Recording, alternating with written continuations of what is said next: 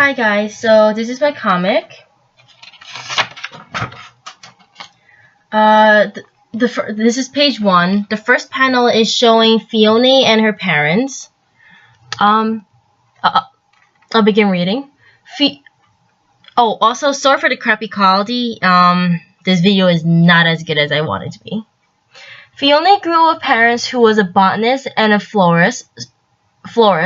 So she was surrounded by flowers, books about flowers, a greenhouse, and everything in between.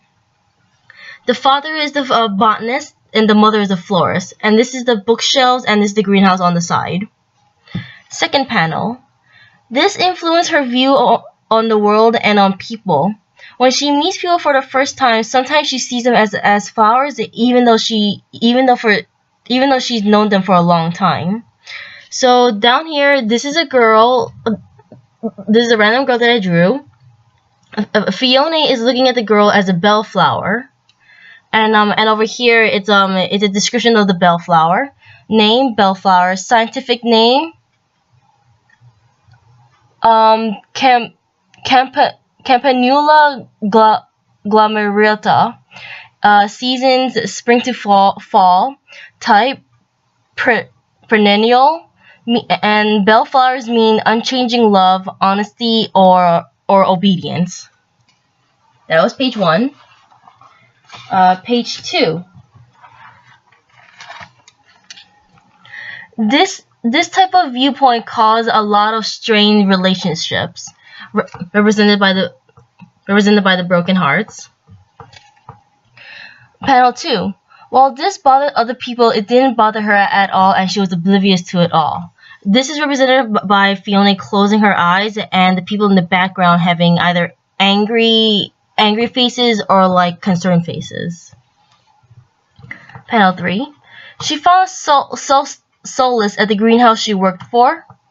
Here's the greenhouse. I labeled it. The name of the greenhouse is called Artie's greenhouse. Last panel down here is this viewpoint continued until one day she met a customer on a chilly spring day. That was page 2. Page 3.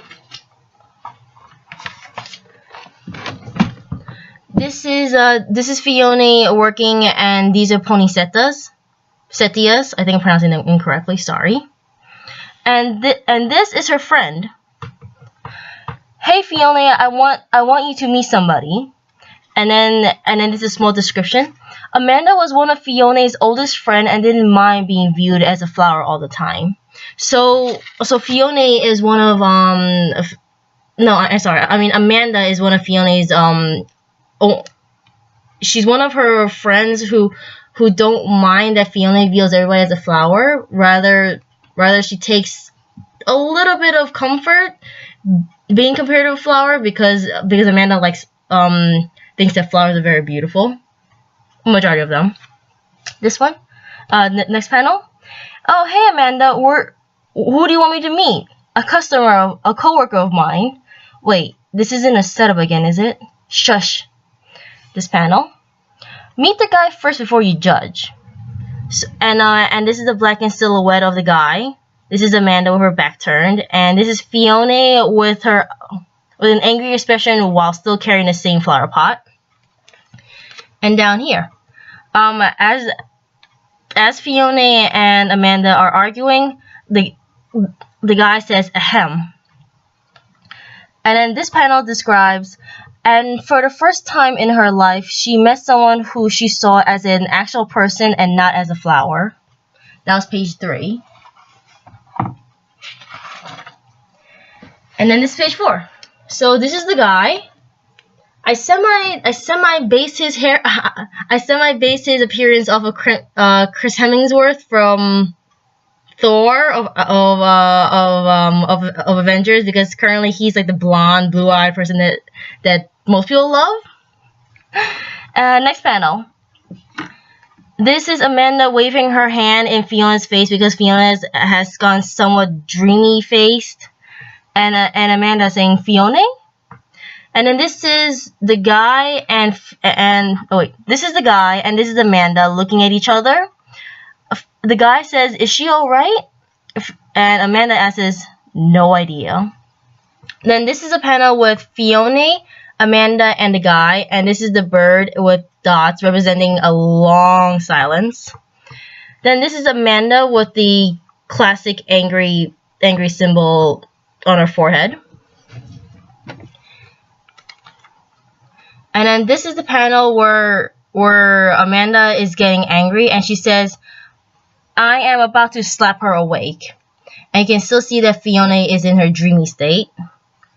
This panel describes actually what's going on. Meanwhile, in Fiona's mind, there was a war going on. That was page 4. And then page 5. I didn't want, because Professor Arnaldi said not to use too much word, I simplified them. This is subconscious F, meaning, this is SF, meaning subconscious Fiona. And this is conscious F, ICF, meaning conscious Fiona. He's cute, isn't he, CF? No, he looks like an iris, but not really. And then SF is saying, oh shush, he's much cuter than the other guys. And it is CF. So he looks like a bit.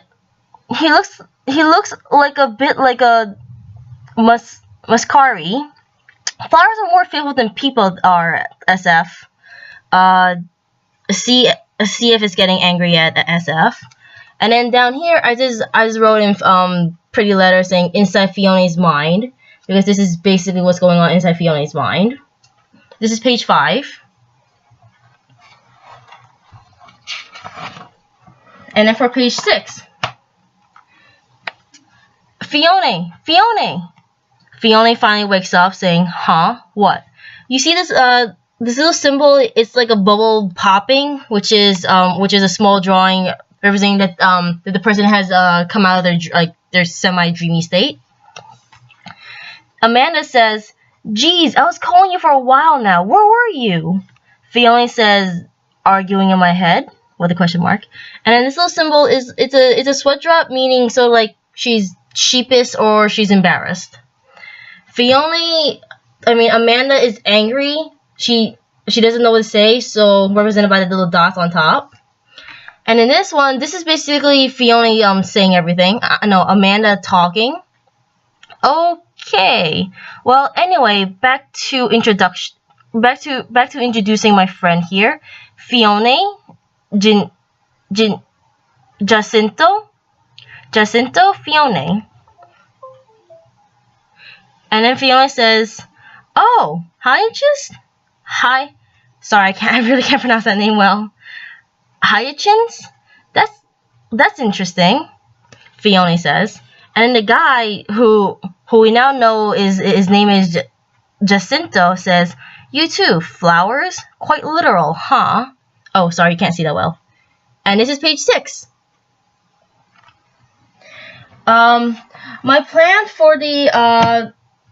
to finish the comic is that I will have Fiona and Jacinto go on a couple of dates, but all the while, Fiona will see that Jacinto is like her. Jacinto sees everybody around her as everybody around him as flowers. So she finds that annoying, which is basically the feeling that everybody else around her has. So once she realizes that that's the same feeling that everybody around her has around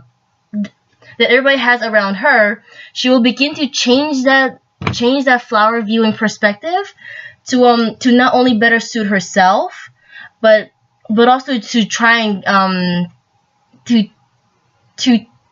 and win Jacinto's heart by having him break out of his viewpoint also. And that's pretty much it. Which then, once she has helped him break out of his viewpoint, I know I said that I'll go the romantic route, a little bit, but since it's more of a self-discovery, once Jacinto breaks out of his viewpoint, I'll have him probably reciprocate Fiona's feelings, but if I don't plan on that, at least Fiona's self-discovery route will be complete, and she won't view everybody as a flower, but as actual people to communicate with. And that's my plan. Also, sorry for a lot of the stuttering, mispronunciation, and stuff. I don't do well. Thank you.